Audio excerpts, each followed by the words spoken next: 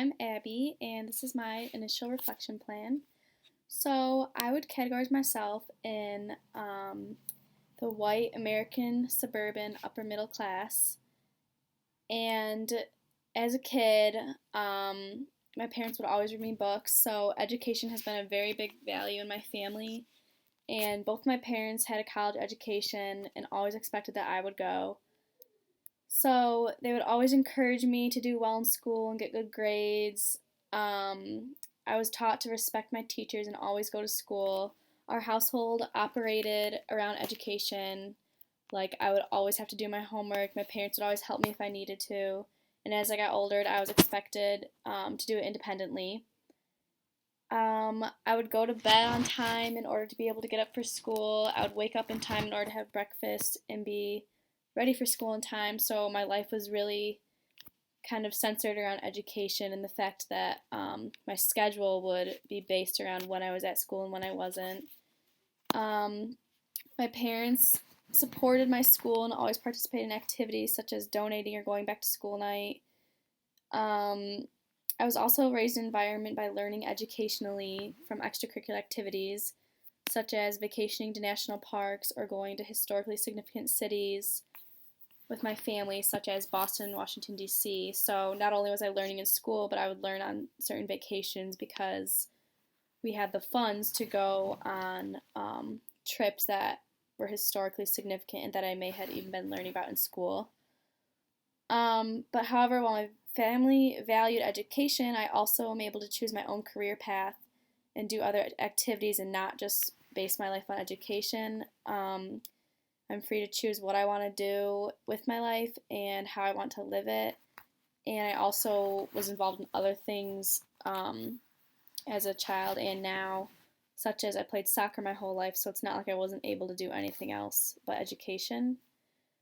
Someone else's culture beliefs might be different because their education might not be their priority, or the parents might not prepare their children as much because maybe they don't feed them or they don't get enough sleep because of the type of environment, or maybe they don't have enough funds and they're in a low income area and they can't always feed their children. So the child might not be as prepared to go to school and just might not be as big of a deal to get good grades.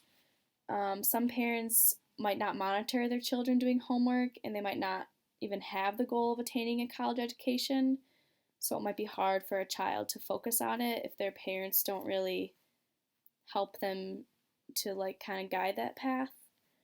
Um, some cultures also might be extremely into education where the kids don't do or know anything besides getting perfect grades so that no one participates in other activities and they don't really have any other fun extracurricular things because all they know to do is just study, and get good grades. So for my project, I'll be talking to Diraj Serpanini. He's friends with some of my friends, so they connected me to him, and he's from India. And his culture might be different from mine since he grew up in India and he's Hindu. And I would think that he would have very different social and cultural education values from mine and from Americans in general. It might take me out of my comfort zone just because I have to be open to other ideas and participate in something I'm not used to.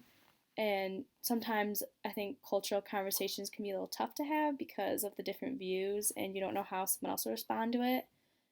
But for my first interaction, I just thought we would meet at Starbucks and kind of just talk about our differences in education and our cultures just in general, just so I could get a better idea of who he is and like what his culture is all about.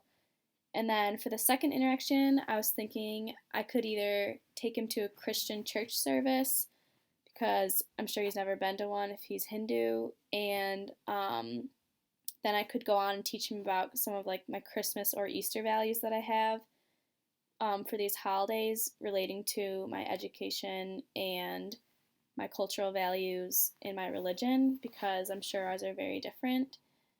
But that's all. Thank you for listening.